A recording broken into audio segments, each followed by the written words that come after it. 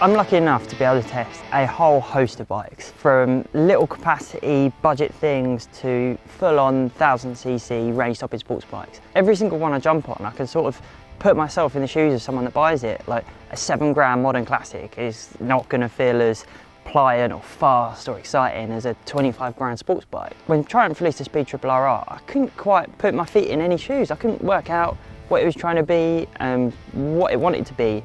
So when they say that it is the ultimate sports bike for the road, I had to get one out to find out. At 18 grand, is it?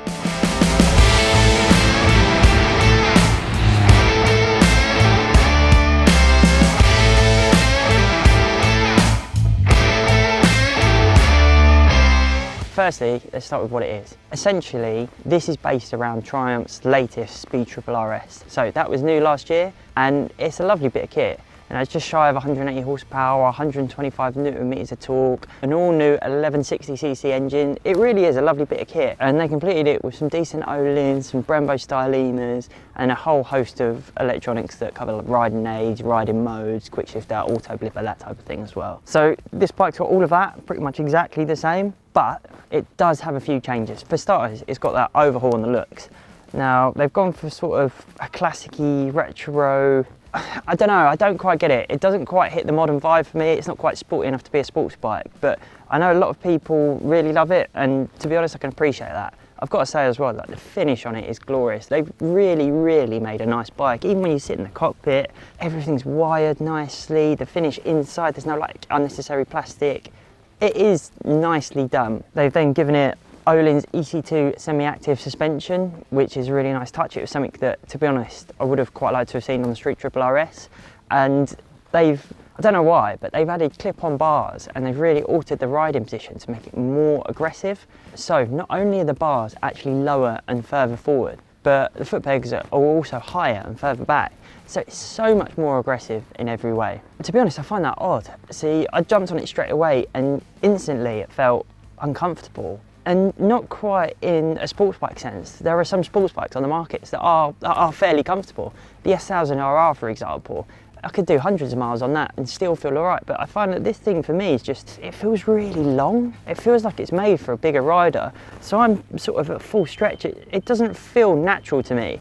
Like, I'm quite happy with being sporty, I'm quite happy being scrunched over. I had a ZX6 for a year and it just doesn't feel right for me.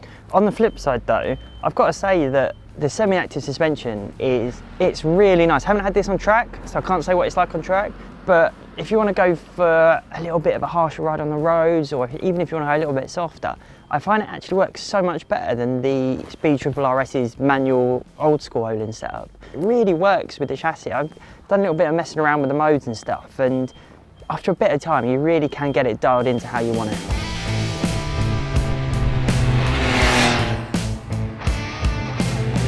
The engine, much like on the Speed Triple, I think it's a vast improvement over the previous generation. It's a gorgeous engine, it's really smooth. It doesn't quite give you that brutish thrust of the Street Fighter V4S or the Tuono V4, that real linear pickup. But it's got a really nice, smooth sort of character to it that just lends itself to being a little bit easier and a little bit calmer, but it's really happy. In the middle of the rev range, you can sort of chuck it in any gear and it will just pull, so yeah, it's a really nice motor. The thing that gets me about this bike is that Triumph say that it is the ultimate sports bike for the road. I try and ignore this marketing stuff, but I just don't quite see how they've got to that point, because it's £50 under 18 grand, it's 17,950, and yes, you do get a lot of kit for your money, but then how would you measure the ultimate sports bike? It's not got as much power as a Panigale V4, which is up there as an ultimate sports bike.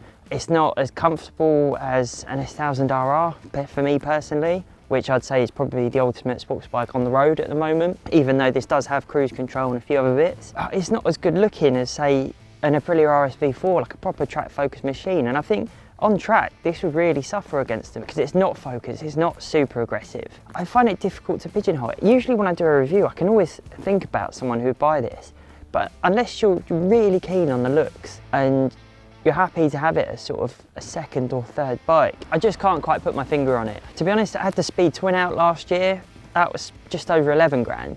And on back roads, you can ride it just as hard. It's a modern classic. I know it's completely different, but it's a lot of money less than what this is. Or you can get something like a Gixxer or an S1000 RR for cheaper. So it's difficult. I'm sitting here, I got really excited to have it. I've done hundreds of miles on it.